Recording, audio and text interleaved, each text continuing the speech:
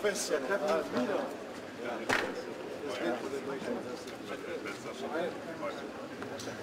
very much for your time. Can I say hello to the ladies?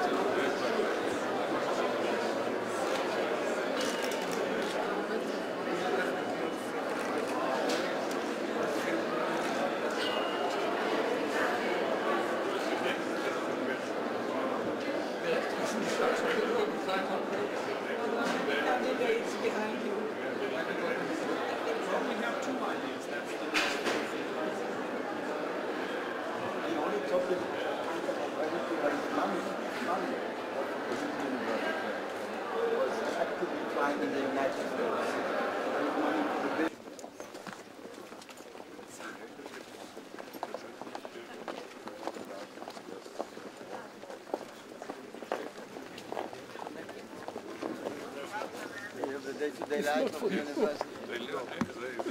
Some of them live on the campus.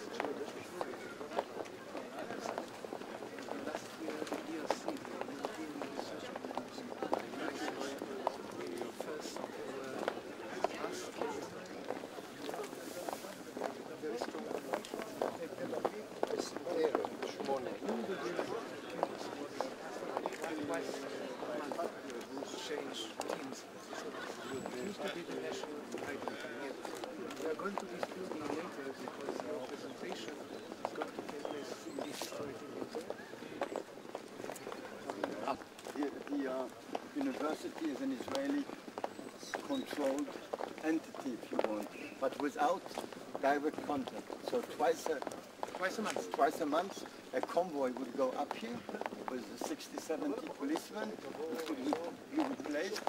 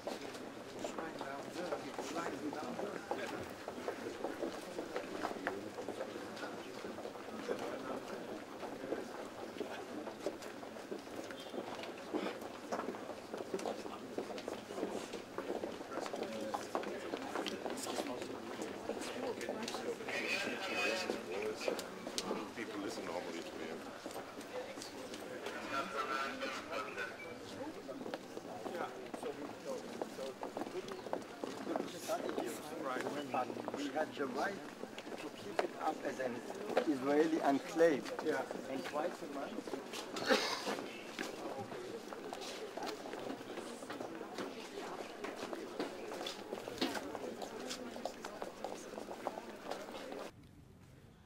Your Excellency, Christian Wulff, President of the Federal Republic of Germany, distinguished guests, dear friends, welcome to the Hebrew University of Jerusalem, a research university first and foremost. But don't take my word for it. You've seen our Nobel laureate wall. 7 Nobel Prizes were awarded to our graduates and or faculty in the last decade. More currently, our young faculty members, which represents the future our universities, were ranked as number 3 in Europe alongside Oxford and Cambridge University. So we're very happy. We're particularly happy for your visit today because Germany per capita has the most research projects with the Hebrew University. And the reason is very, very simple. Our scientists from the bottom up recognize the preeminence of scientific excellence in Germany. And that's where they're headed. They're not pushed by any one of us. If anything, they are facilitated, but they seek out German collaborations simply due to the fact that excellency in science is everything. And that's what you're going to hear about today. We have 2 presentations, 2 very interesting research projects presented by 2 fine scientists, both of which are collaborations with German universities. So why don't I start? First, I would like to introduce Dr. Noam Shuval from the Faculty of Social Sciences, a graduate of the Hebrew University, a Humboldt Fellow at Heidelberg, and a worldwide expert on the topic of time-space mobility in tracking technologies from tourism all the way to Alzheimer's. This project is done in collaboration with Heidelberg University. Dr. Shuval, please.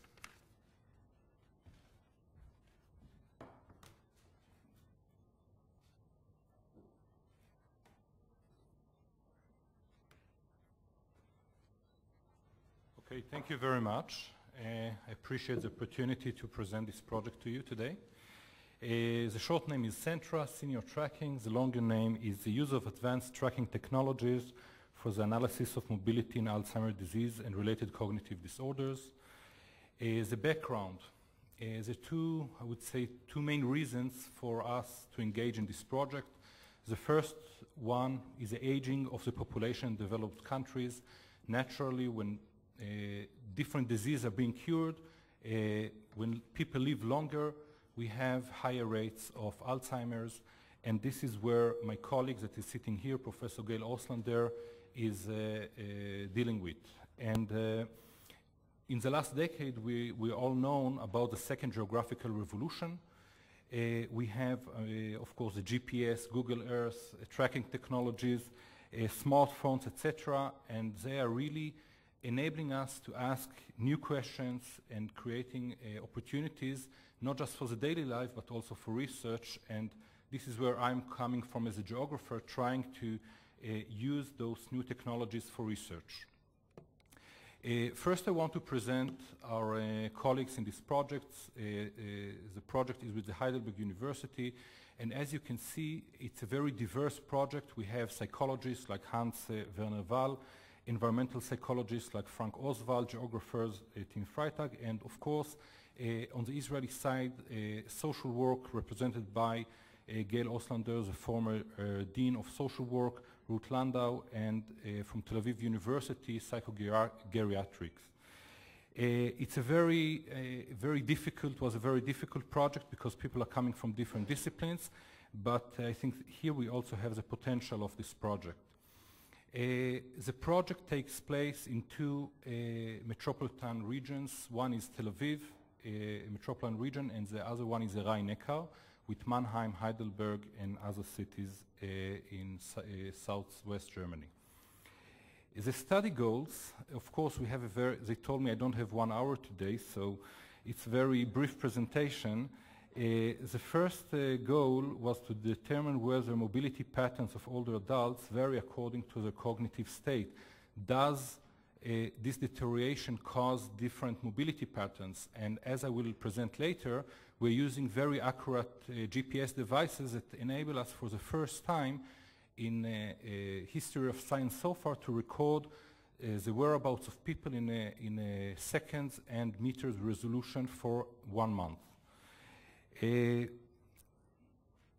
Other other goals were to assess the relationship between mobility and quality of life, to assess the potential to reduce of those technologies to reduce the stress and burdens of the family and caregivers. Maybe the holy grail will be to assess the potential of this technology for diagnosis of dementia, and we're working on that. And lastly, but very, very important, of course, are all the ethical issues related to tracking people. Now, it's not new regarding our research. People are moving with cellular phones, people are being tracked, so it's a problem not just of science, but of everyday life, but it's something we need to take in account, and we already published 5 papers in this topic. First, I want to start and show you a case that we have near Mannheim in 2008 that created a very high concern for us, and you can see that people, some person is moving in a very strange way, and you can see in this animation what is going on. First, we were thinking to call the, E112 and to ask them to attend to this person. And the question is, what is causing a person to walk in such a strange pattern?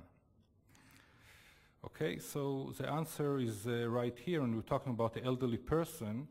And in fact, he was visiting the Mannheimer Maymarkt, and he was actually walking between the aisles. So it's not a problem. He was an Alzheimer patient, but the problem was not Alzheimer. And this is why he's Alzheimer. So the thing is, context is very, very important, of course. And you can see our research design, which is a very complicated one, and involves the scientists from the different disciplines. We are actually tracking people for 4 weeks, and we repeat this procedure every year for 3 years, in hope, and this is not nice for me to say, that people will decline, and then we can measure their decline. But in fact, it's very important if we want to really see it on a long after different years. So first we have a medical examination, then we have a social worker coming to the home and asking questions, the caregiver and the patient, and getting all the needed details, and we are tracking the person. This is a GPS device. It's quite big because we need, it's 400 grams, but we need the batteries that will hold for the whole day. Today we have smaller devices, but this is very important. But something more important is this watch, which is in fact electronic bracelet. I will refer in a moment. So the person actually have an electronic bracelet that is transmitting a signal to the GPS device, and I will explain in a moment why it's so important. At the end of the tracking, we understand the context. We're coming back with the maps. We're trying to understand what this person did. Now, why is it so important to have this kit? And this is right here is a home unit that allows a person to walk at home without this device. Why is it so important to have this quality control? Because if I just gave a GPS device, the elderly can leave the GPS device at home and every night go out for the disco or to walk, and I will develop a theory that elderly people with Alzheimer are staying at home. And this electronic bracelet is actually, when it's closed, I'm getting, if somebody is taking this off, there is a body sensor and there is a strap sensor. So I know not immediately, it takes 20 seconds if somebody in Germany takes off the strap, and people in Germany are walking these days with those equipment, and then we can immediately know what is the quality of our data. So you can see along the days, we can know the healthy people with mild cognitive impairment, demented people. So for us, it's a very basic and important way. Tracking people involves a lot of data, and this is, we have the blessing, but this is also the curse. We need to develop methods how to analyze all this data, and we're talking about millions of points of data for every person. And just for an example, we have here an elderly people, 67 years old, healthy person from Israel that is walking every morning around his house for a morning walk. And we can get it very accurately, but we have here something about 50,000 points. It's very hard to understand what is going on. So what we needed to do was to develop a method that we can do in a very short time, an analysis, and to get it to quantify it to numbers and to get those tables so we can know that this person is walking almost 5 kilometers and is walking actually very fast. I wish I could have walked so fast on the treadmill, 6 kilometers per hour every morning. And this effort led to different achievements of my team. A PhD student of mine got the K Prize for Innovation last summer. first prize in the category of students. And we are, through Yisum, our transfer of knowledge company, managed to patent it, and we have a company in the United States that actually was established around this technology in hopes that this will develop sometime in the future. Now I want to conclude my presentation with some examples of the analysis. So you can see, for example, an analysis, aggregative analysis of what elderly people are doing, for example, in Tel Aviv. So you can see this beautiful map, and I won't get into what does it mean regarding the central business district and what is it different from the regular people's central business district, but we can get this information. We can get,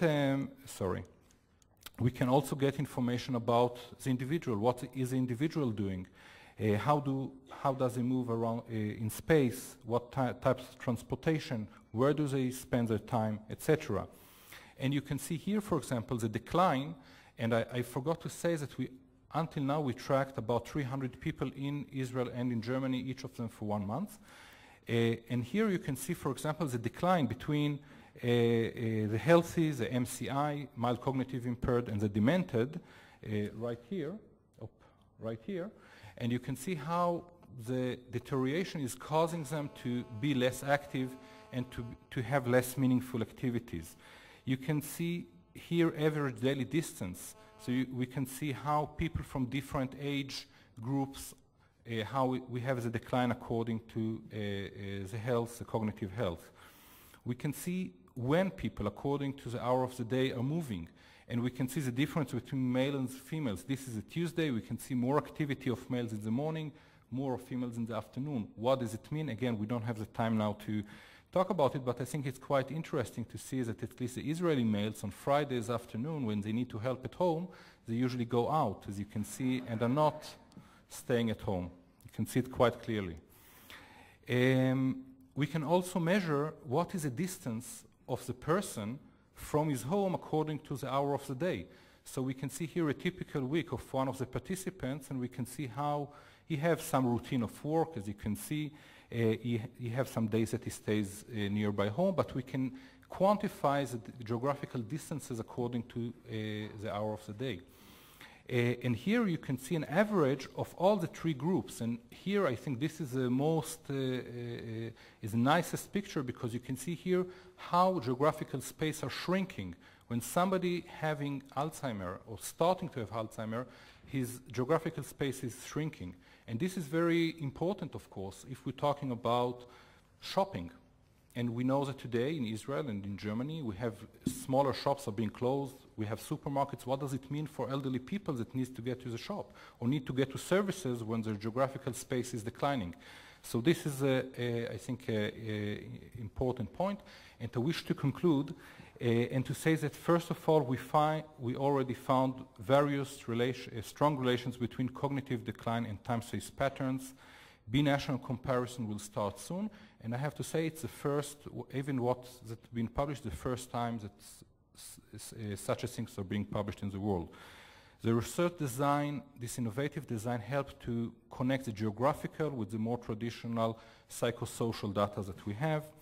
There is potential commercial development by the industry, as I mentioned, and with everybody moving with smartphones, basically, or not now, but in 2 or 3 years, it will become even more important, of course. We have basis for policy, as I mentioned in my last slide, and planning of services in the public sector. And we have the possibilities to implement the methodology to advance research in other cases. Tourism was mentioned. We have studies, I have studies with orthopedic surgery and neurology.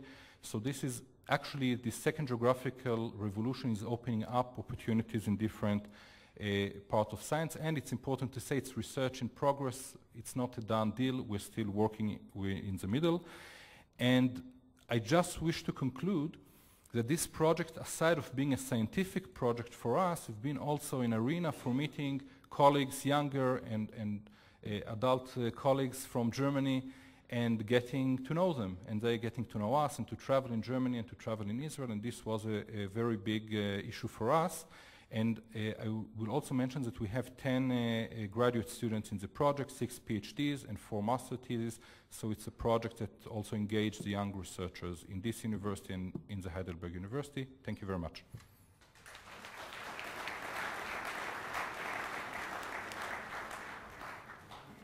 Thank you very much, Dr. Shuval. I have 2 quick comments. First of all, I think that it is befitting that if anyone finds the Holy Grail, surely it should be here in Jerusalem.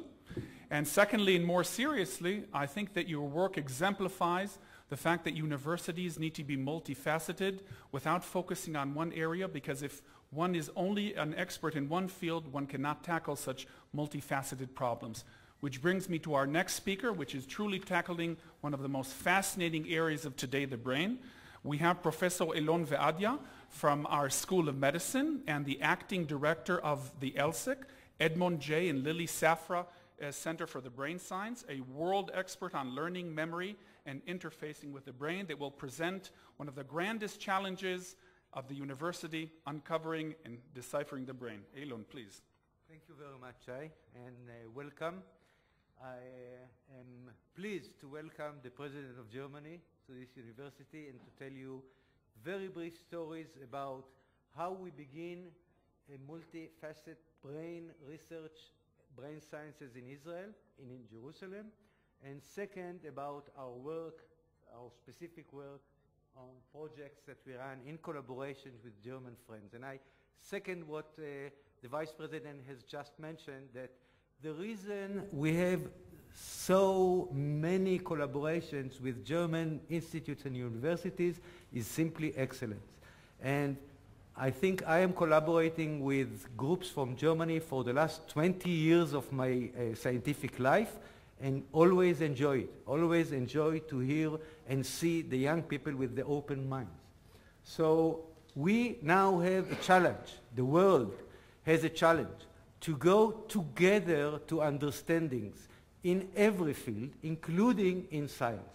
And the important things for us to achieve is to combine our ambitions, our individual drives, into collaborations that will bring us achievements. In brain science, we must understand how the brain works, and no single lab will achieve this ever.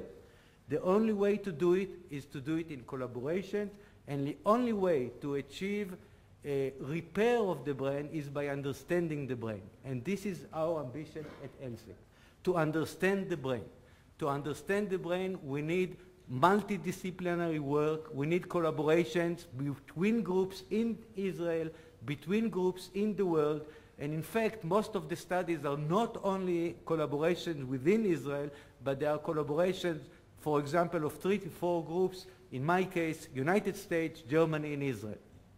And between disciplines, so we build a center with 5 disciplines, from the molecules and cells that control brain processes through the neuronal circuits, aided by theory and computation, and through the large brain networks connectivity to the human behavior, cognition, emotion, decision makings, etc. And this all together brings us to our goal. We hope it will bring us to our goal to go from the basic science to brain repair and pursue new revolutionary therapeutic approaches in brain diseases. Now, a year ago or so, we established this center by the aid, with a gift from the Safra Foundation, and we nominated a very bright German professor, Professor Bert Sackmann, to be the head of our steering committee. He just visited us a week ago, and we had a real pleasure with his committee to consult with them, to tell them what we are doing, and this is his lecture at the Board of Governors of the Hebrew University when the center was announced. And now for a few examples of collaboration, and I will start with what I'm doing in my own lab. And what I'm doing today in the lab is doing surgeries in which I can implant in brains microchips that detect electrical activity of many, many, many cells at the same time. And this, now this is a sensitive picture, but I have to show this. This is how we insert it. Can we decrease the light on the stage, please, technician? So this is how it's being done. We have a special device that can be also used in humans to insert this microchip into the brain. You see here the brain. And we insert this into the brain. We have 100 electrodes on this device. And these 100 electrodes tell us a story. They tell us how this little piece of brain works when I want to have a connection between my sensory world and my actions. It connects for me between the sensory world, how I feel things, and how I act on the things. Now we are doing this, we were doing this in the beginning in the DEEP project. DEEP project ran from 2000 to 2006, and this was actually a continuation of previous collaborations based on GIF, the German-Israeli Foundation. GIF funds for many years, for 10 years before that.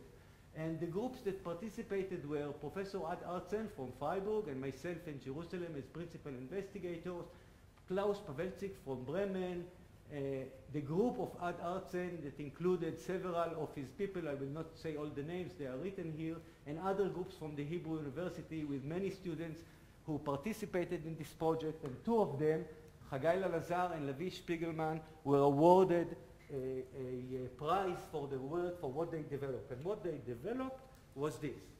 Not this. This comes from the United States. They developed this thing. They developed understanding of how I can understand this signal. These are the signals that come from the brain. And using the tools that we have developed, it is possible.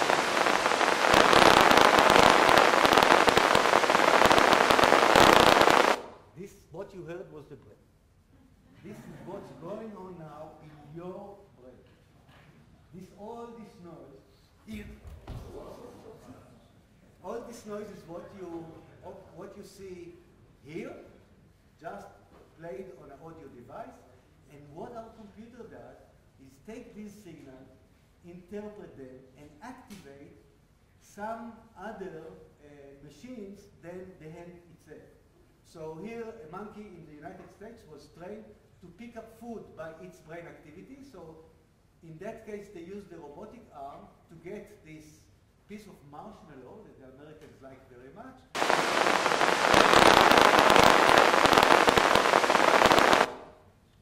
This is the project, and I will now, and this project will really need us to understand that only together with others.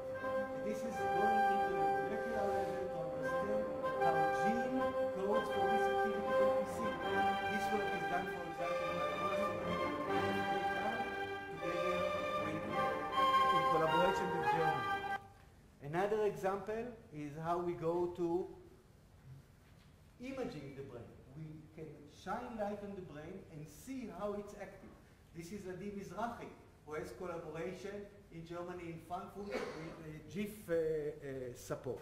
The next is going into computation.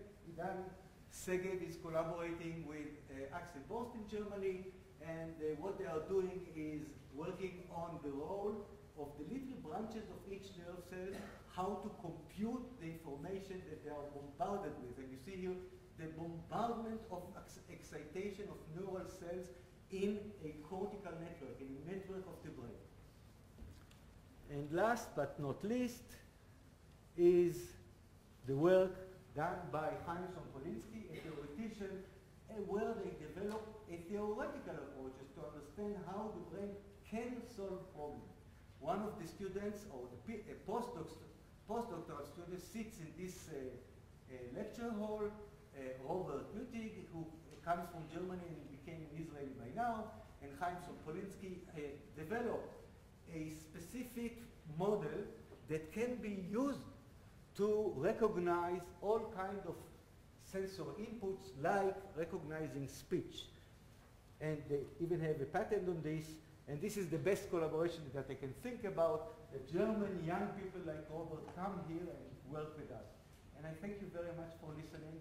I thank all the people that do the work for ELSEC, and I hope the collaboration will continue forever, because in December I am in Berlin signing an agreement of collaboration with the MPI to establish Max Planck Laboratory here in Jerusalem with the collaborators of the Max Planck. Thank you very much.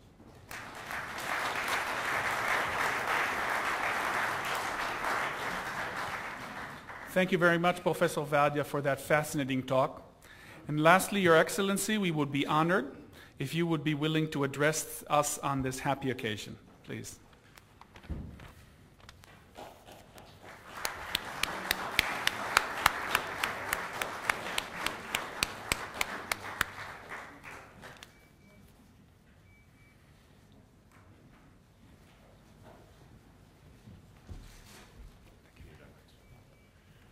Ja, meine sehr verehrten Damen und Herren, ich darf mich sehr bedanken für diesen eindrucksvollen Eindruck in die Hebräische Universität Jerusalem. Ladies and gentlemen, I'd like to thank you most cordially for giving me such an impressive insight into the Hebrew University here in Jerusalem. Mein Interesse gilt natürlich seit langem der Hirnforschung, um demnächst zu ermöglichen, dass man genauso empathisch und euphorisch in anderen Sprachen als der eigenen Muttersprache als Native Speaker sprechen kann.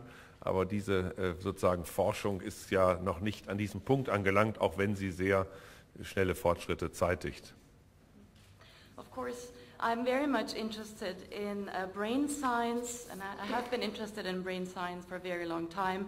I'm interested in enabling people to be just as emphatic and euphoric in a foreign language and speak foreign languages, but researchers has not yet reached this point, just yet.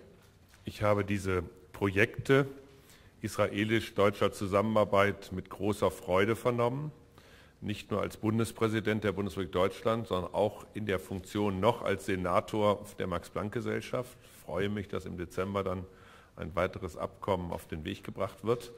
Und natürlich freut es uns, wenn auf dem Feld der Bekämpfung von Krankheiten man Fortschritte zeigt, unter Einsatz von GPS und anderer Dinge, wie wir gehört haben, bei Demenz, wie uns aber auch die Hirnforschung gerade in Deutschland eine Schlüsselwissenschaft zu sein scheint, um in Zukunft Wettbewerbsfähigkeit nicht nur im Bereich der Humanwissenschaften, sondern auch im Bereich der Wirtschaftswissenschaften voranzubringen, wenn es um Optimierung von Prozessen geht.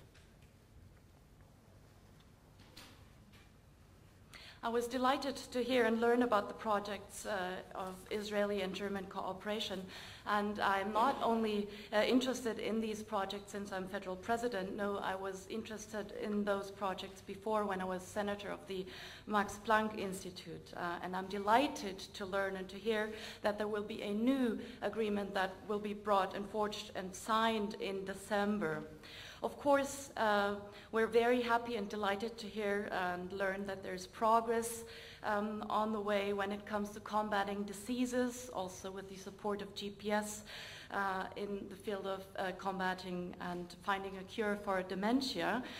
Brain science in Germany as well is a key science, and it helps us to be competitive, not just in the field of human sciences, but also in economic sciences as well.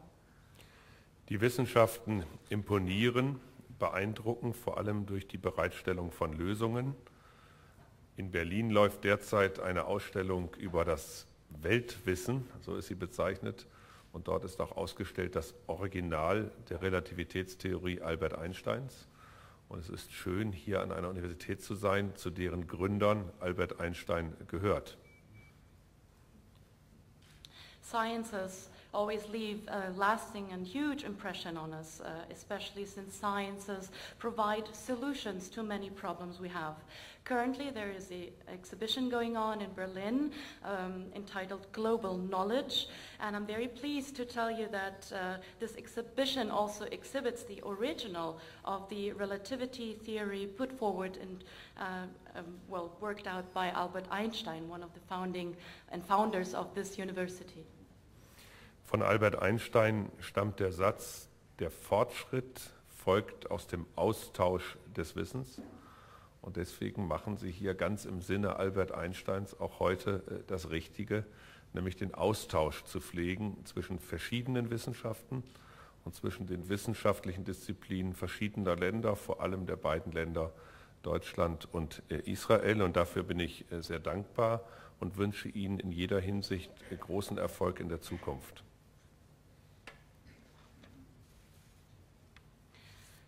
Albert Einstein once said, and I quote, "Progress originates from the exchange of knowledge."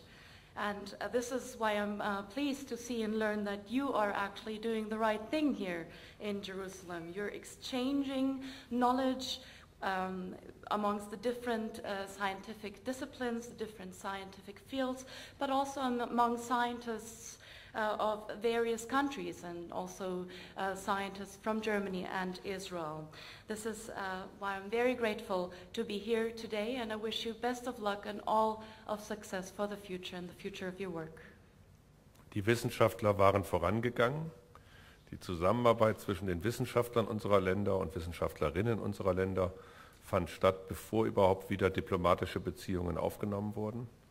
Trotzdem haben wir einen besonderen Blick immer auf Israel, und ich habe auch eine Rose niedergelegt an dem Mahnmal, an dem Erinnerungsmal, an dem Denkmal für die Opfer des Attentates vom 31. Juli 2002, weil uns sehr wohl bewusst ist, dass auch heute Israel Opfer des Terror hat und man dieser Opfer nach der Shoah gedenken muss, um deutlich zu machen, dass die Sicherheit und die Entwicklung Israels eben auch unser Anliegen ist und in unserem Fokus steht.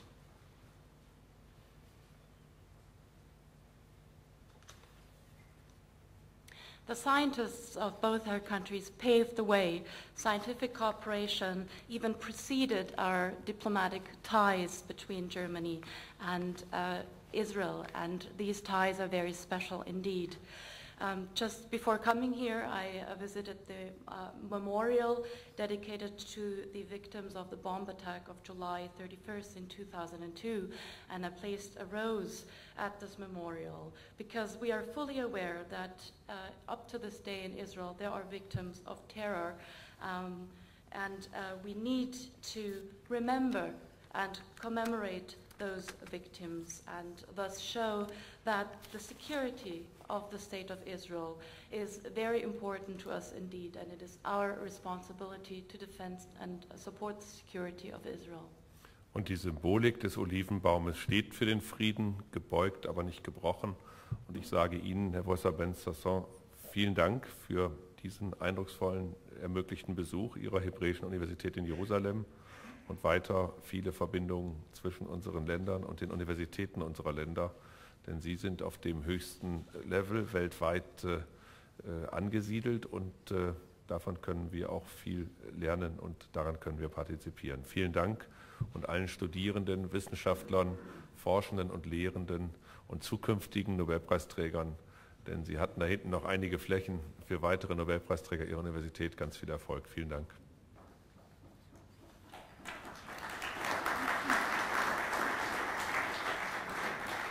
The memorial to the victims of the bomb attack, the symbol, the olive tree, stands for peace, inclined and bent but not broken. And this is why I'd like to also express my gratitude to Professor Ben-Sasson for letting us visit this impressive university. And I hope and I wish us for the future that there will be many fruitful relations and ties between both of our countries. You are working here on the highest level of science, and we can only learn from you. So thank you for this cooperation. And to all the students of this university, the future students, the scientists, the future Nobel laureate, I wish you all the best and best of success and luck for the future. Thank you.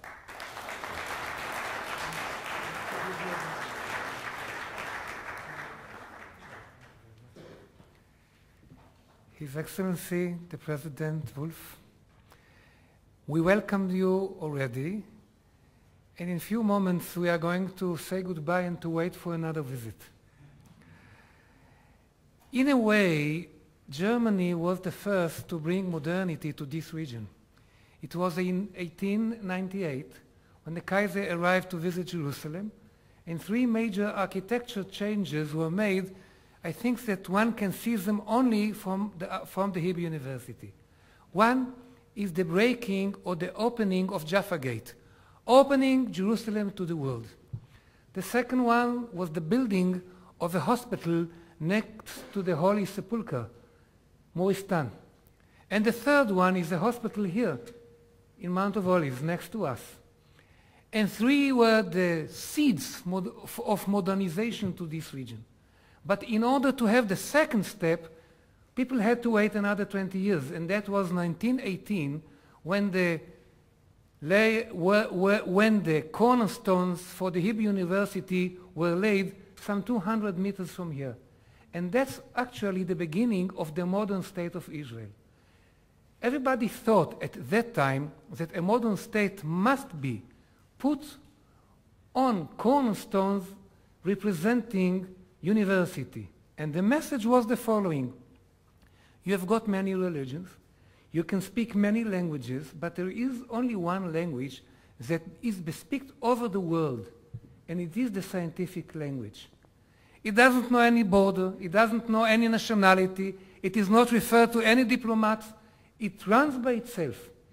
It was represented in 2 important examples, have just been presented to us. But so many other examples going in the ocean of cooperation over the world. And that's the secret of the success. I think that these leaders of maybe 40 or 50 years ago, when they wanted to put the relations between the countries on a very solid ground, went back to these cornerstones of science. So science is the language. In order to speak scientific language, people mention Einstein. And these laws or theories of relativity come from one place, from the Hebrew University of Jerusalem. Not because we invented it, because Einstein donated his personal and scientific archives to the Hebrew University. And we let them out in order to open the minds and to show the world the meaning of science. And in order to show it in a better way, from time to time we publish books. For example, this book. This one is the English version of Einstein archives, but there are dozens of other books. Also his own home next to Berlin in Kaput. Also we in charge of, both of us, Germany and Israel. And this is a modest way to express our thanks and our capability of speaking with a leader of a state with the basic language running over the world. Science. Now you ask yourself, when are we going to meet with this audience again? There is a date, there is a goal, there is a place. June 19, again 380 meters from now, 4 members, distinguished members of Germany are going to be honored by the university, first time, 4 out of 10 from Germany with honorary doctor. First, Professor Ulrike Ackermann, then Professor Harald Zuhausen, and also Professor Alfred Haberkamp and Dr. Annette Chevret. So June 19 is the date. The language. If you had a doubt, now we have a reason. So I just want to say thank you to everybody, to thank the President, to thank the mission, and to let you go to the other part of the day, not before taking Einstein in your hand.